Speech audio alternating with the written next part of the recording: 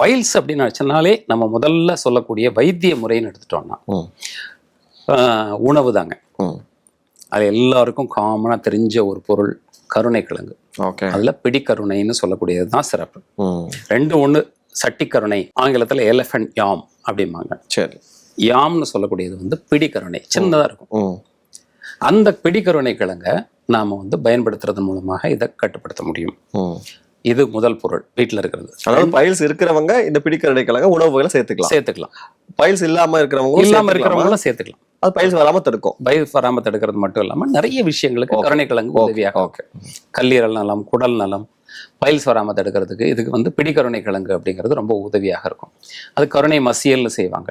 அதாவது இந்த குடம்புளிச்சாறு, அதுக்கப்புறம் சின்ன வெங்காயம் சேர்த்து செய்யக்கூடிய ஒரு முறை. அது எத்தனை வீட்டில் செய்கிறாங்க அப்படிங்கிறது தெரியல.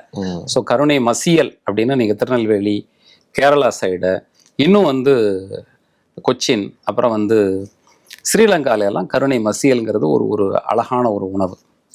கருணை மசியல் கருணை கல்லீரலுக்கு கருணை காட்டுறதுன்னு சொல்லலாம். அந்த மாதிரி தான் கருணை கிழங்கு தான். சரி, அந்த கருணை கிழங்கு வேக வச்சு அதனுடைய சின்ன வெங்காயம், குடம்புளி சாறு, அதுக்கப்புறம் நல்லெண்ணெய் இதெல்லாம் சேர்த்து செய்யக்கூடிய ஒரு அருமையான ஒரு ரெசிபி. அந்த ஒரு செய்கிறது. அல்லது கருணைக்கிழங்கு வத்தல், இது ரொம்ப சிம்பிளாக செய்யலாம். தோல் நீக்கிட்டு சின்ன சின்ன துண்டுகளாக வெட்டி இதை மோரில் ஊற வைக்கணும். உப்பு போடாமல். உப்பு போடாமல் மோரில் ஊற வச்சு மூழ்கிற அளவுக்கு மோர் ஊற்றணும். இதை வெயிலில் வச்சு எடுக்கணும். 3 முறை இது மாதிரி மோர் ஊற்றி அந்த 3 தடவை மோர் ஊற்றினதும் முழுமையாக வற்றி உள் உறிஞ்சிக்கணும் அந்த கருணைக்கிழங்கு. ஏன்னா அந்த பிடிக்கருணையில் உள்ள ஒரே ஒரு பிரச்சனை என்னன்னா, நல்ல அரிப்புத்தன்மை உண்டு.